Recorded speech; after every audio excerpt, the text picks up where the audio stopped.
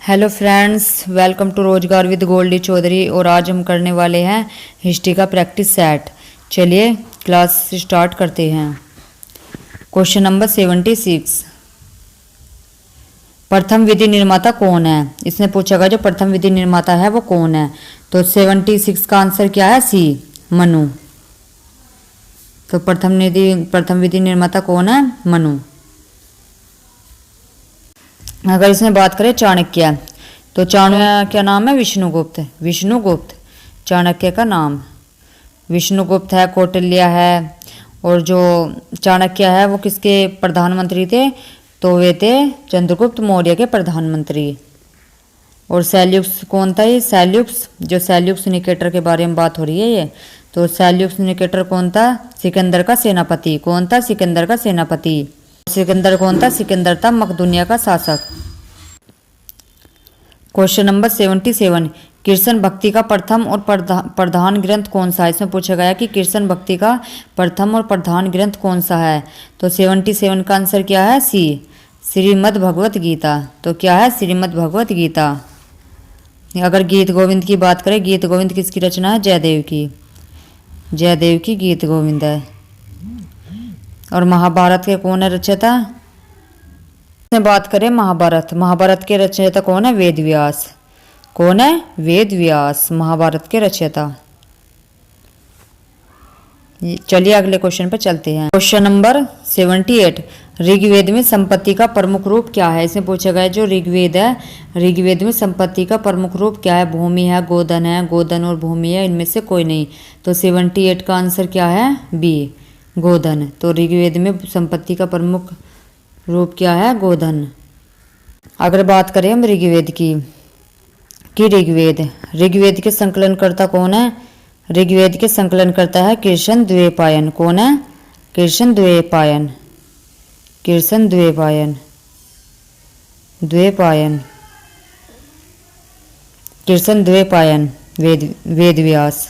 और जो वेद ऋग्वेद में मंडल कितने हैं? 10। कितने मंडल है ऋग्वेद में? अगर ऋग्वेद में मंडल की बात करें तो कितने हैं? 10 मंडल। और अष्टक कितने हैं? 8। सूक्त कितने हैं ऋग्वेद में? 1028 सूक्त। और ऋचाई कितनी है? 10,562। और 1028 कैसे है? तो 1017 में साकल आते हैं, और जो 11 बचे वो है वाल खिले आते हैं उसमें। और पढ़ने वाले को, ऋग्वेद के पढ़ने वालों को क्या कहा जाता है? ऋग्वेद के पढ़ने वालों को कहा जाता है होर्त। क्या कहा जाता है? होर्त या फिर होता। और तीसरा मंडल किससे संबंधित है? गायत्री मंत्र से, सूर्य के लिए समर्पित। और किसने लिखा था गायत्री मंत्र? ऋषि विश्वामित्र द्वारा लिखा गया था। चौथा मंडल, फोर्थ जो मंडल है वो है कृषि से। 7वां मंडल है वो है दशराज युद्ध का वर्णन है उसमें। और 7वां मंडल ऋषि वशिष्ठ द्वारा लिखा गया था। इसमें राजा सूरदास क्या हुए थे? विजयी हुए थे। और 8वां मंडल है हस्तलिखित रचनाओं के बारे में, खिल कहा जाता है हस्तलिखित रचनाओं को। और 9वां मंडल है सोम देवता से। ये क्वेश्चन आता है कि जो 9वां मंडल है ऋग्वेद का वो किससे संबंधित है? तो सोम देवता से। और 10वां मंडल किससे है? जाति व्यवस्था से।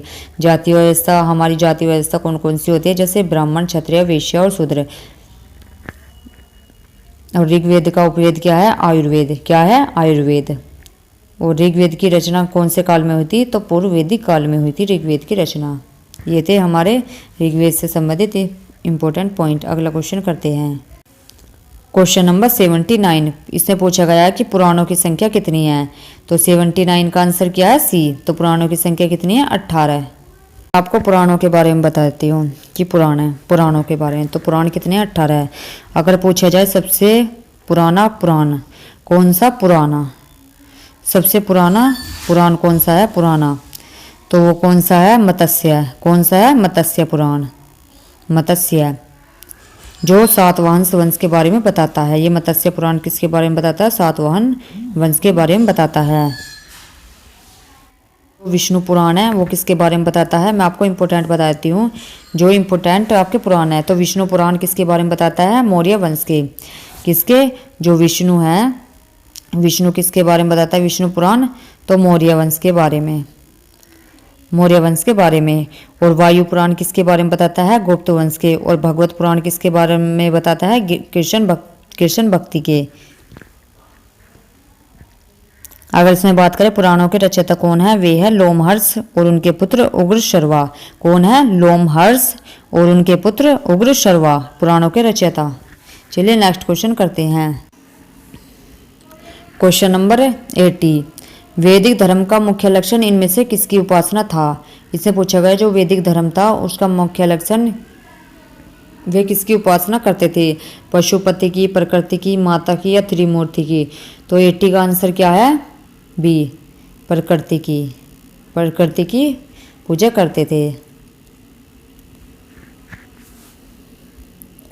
Question number next, question number 81, किस देवता के लिए ऋग्वेद में पुरंदर शब्द का प्रयोग हुआ है? इसमें पूछा गया कि किस देवता के लिए ऋग्वेद में पुरंदर शब्द का प्रयोग हुआ है। तो क्वेश्चन 81 का क्या आंसर है? बी, इंद्र का। अगर क्वेश्चन ये आता है इसमें कि जो ऋग्वेद में जो इंद्र है वो 250 बार मंत्रों का प्रयोग किया है। इंद्र के लिए कितने मंत्रों का प्रयोग किया है? 250 बार ऋग्वेद में। अगर ऋग्वेद में बात करें तो अग्नि के लिए 200 बार, विष्णु के लिए 100 बार और शिव के लिए 3 बार और सिंधु नदी के लिए 55 बार प्रयोग किया गया है और यमुना के लिए 3 बार और गंगा के लिए 1 बार और सरस्वती नदी के लिए 50 बार मंत्रों का प्रयोग किया गया है ऋग्वेद में। अगर बात करें हम ऋग्वेद के बारे में बता देती हूँ कि ऋग्वेद की जो विशेषता थी वो कैसी थी।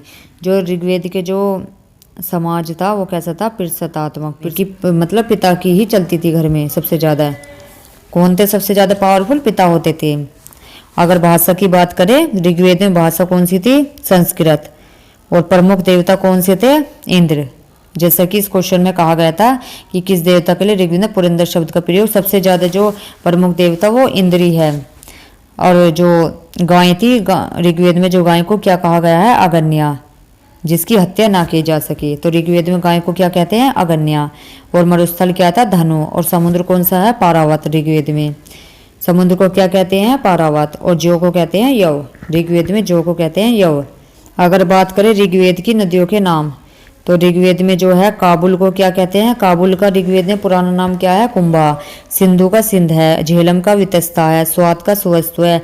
चिनाब का पुराना नाम क्या था? अस्कनी। ऋग्वेद की बात कर रही हूँ मैं आपसे। और जो गग्गर है, गग्गर का है द्विशदती। और रावी का है पुरुषनी। गोमती का है गोमल है। व्यास का है विपाशा। सतलज का क्या है? सतोदरी। और कुर्रम का है कुरुमो। ये थे हमारे ऋग्वेद से संबंधित इंपॉर्टेंट पॉइंट। अगला क्वेश्चन करते हैं हम। क्वेश्चन नंबर 82, सूत्र किस विषय से संबंधित पुस्तक है? इसमें पूछा गया जो सूत्र है वो किस विषय से संबंधित पुस्तक है? तो 82 का आंसर क्या है? 82 का है डी, ज्यामिति। किससे संबंधित है? ज्यामिति। और ज्यामिति को क्या कहते हैं? ज्योमेट्री। क्वेश्चन नंबर, अस्तोमा सदगम्य कहाँ से लिया गया है? जो अस्तोमा सदगम्य है वो कहाँ से लेगा? अर्थवेद से, यजुर्वेद से, ऋग्वेद से या उपनिषद से? तो 83 का आंसर क्या है? सी, ऋग्वेद से।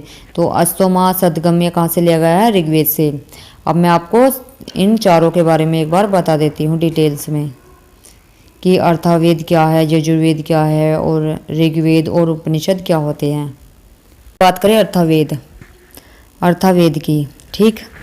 जो अर्थवेद है, अर्थवेद का जो ब्रह्मदेव है वो सबसे नया वेद है।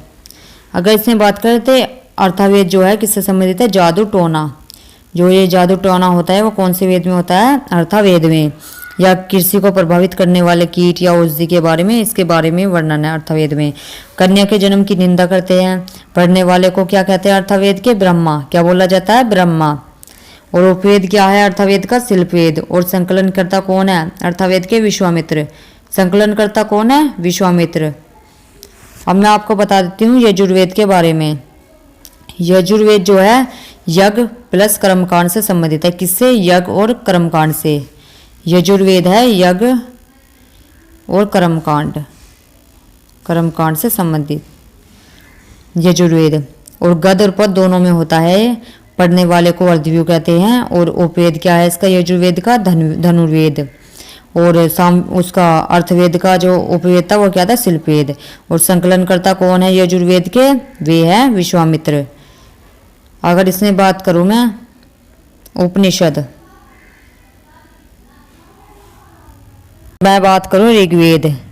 ठीक, ऋग्वेद में 10 मंडल होते हैं, अष्टक 8 होते हैं, सूक्त 1028 सूक्तियाँ होती है, ऋचाएँ होते हैं 10,562। जो इसका चौथा मंडल है वो कृषि से तीसरा मंडल गायत्री मंत्र से और चौथा मंडल कृषि से। सातवां है 10 राजयुद्ध का वर्णन है। आठवां है हस्तलिखित रचनाओं के बारे में और जो नौवां है वो है सोम देवता के बारे में। 10वां है जाति व्यवस्था के बारे में। और ऋग्वेद का उपवेद क्या है? आयुर्वेद है। ऋग्वेद की जो रचना हुई थी पूर्व काल में हुई थी। पढ़ने वाले को क्या कहते हैं? ऋग्वेद होता या होता। अब करते हैं उपनिषद के बारे में हम। अगर बात करें इसमें उपनिषद, तो उपनिषद की संख्या कितनी है? 108। कितनी है? 108 उपनिषद की संख्या। और सबसे बड़ा उपनिषद कौन है? वृद्ध। सबसे बड़ा वृद्धन्यक उपनिषद। और सबसे छोटा है मांड्योक उपनिषद। मांड्योक उपनिषद। चलिए आज के लिए इतना ही। Thank you.